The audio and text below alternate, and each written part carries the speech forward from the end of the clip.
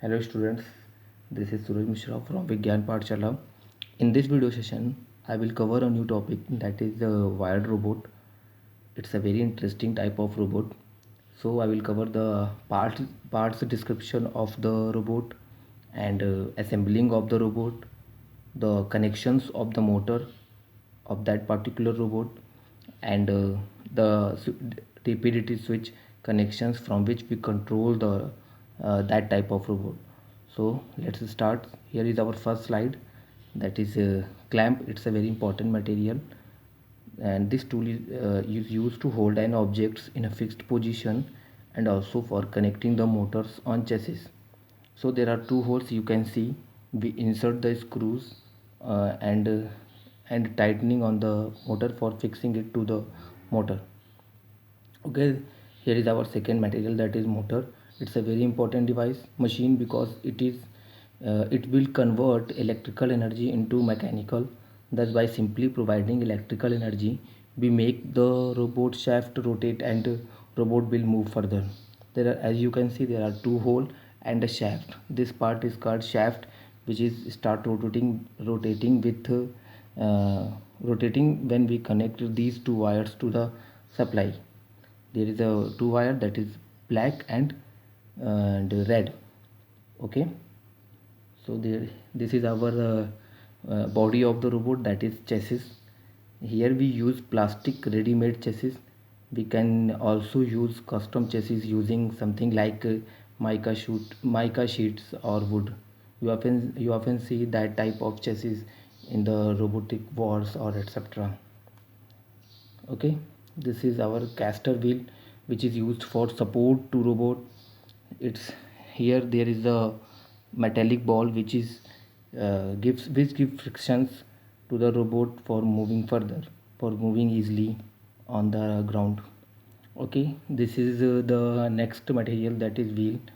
It is used for moving the robot. In this hole we insert the shaft of the motor. Okay, that is the next. Screws, nuts and bolts is a very important. Finally, next, let's start how to make the robot, that is assembling of the robots. First, take a screwdriver and fit the clamp in the motor as shown in the figure. Hold gently with your hand. Okay, that is after tightening the clamp to the motor, the motors looks like this, like their mirror image. Move next, it's a chassis. Hold the chassis and fit the motor as shown in figure.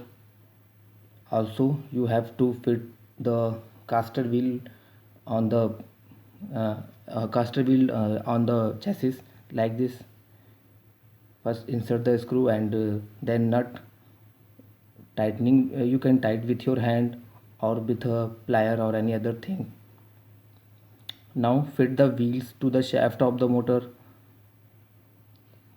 This is the final look after tightening the screws, after tightening the caster wheel and wheel, motor, etc. All, this is our final look.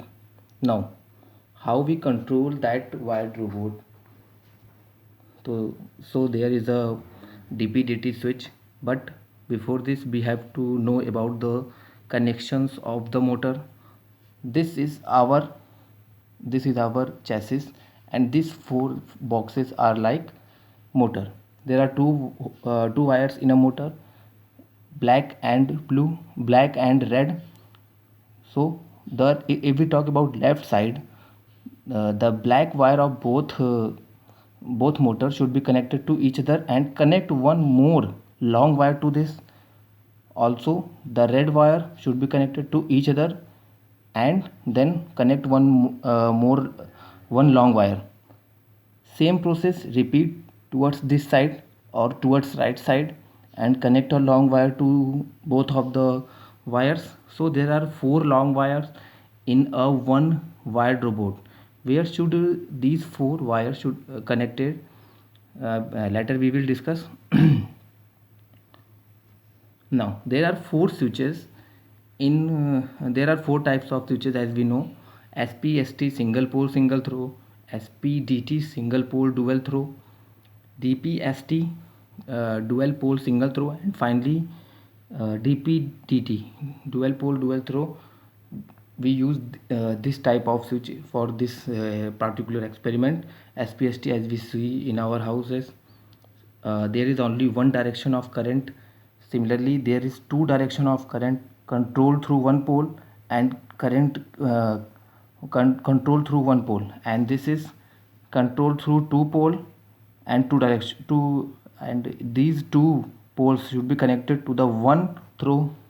So single direction of the current, dual pole single throw, and this is dual pole dual throw. So what is let's have brief introduction about the dual pole dual throw switch. This is the connections. There are 6 terminals in a DP-DT switch. C and D is used for giving the supply. Means C should be connected to the positive and D of the DP-DT switch should be connected to the negative. First, A and B should be crossed. A and F should be connected there, and B and E should be connected. So there is a you can see there is a cross connection between A and F, B and E.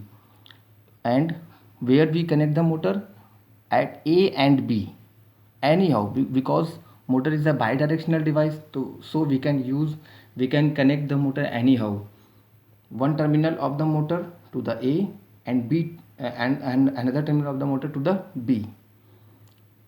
So this is again a slide from which we can see the positive of the battery to the C terminal and negative of the battery to the D terminal, and motor to the this terminal, and this is the another way we can connect the motor and the battery. And this is the steps as I taught. Terminal A should be connected to the terminal F, B to the E, and also one terminal of the BO motor to the terminal A and another to the terminal B. Pause the video and write all the steps. It's a very important. Now if we want to move our robot towards front side, then we have to press the top of the one switch and top of the another switch simultaneously. Then our robot move for front side or move straight and forward. Okay, if we want to move our move our wired robot towards back side, so press the DP-DT switches bottom of the left switch and right and bottom of the right switch.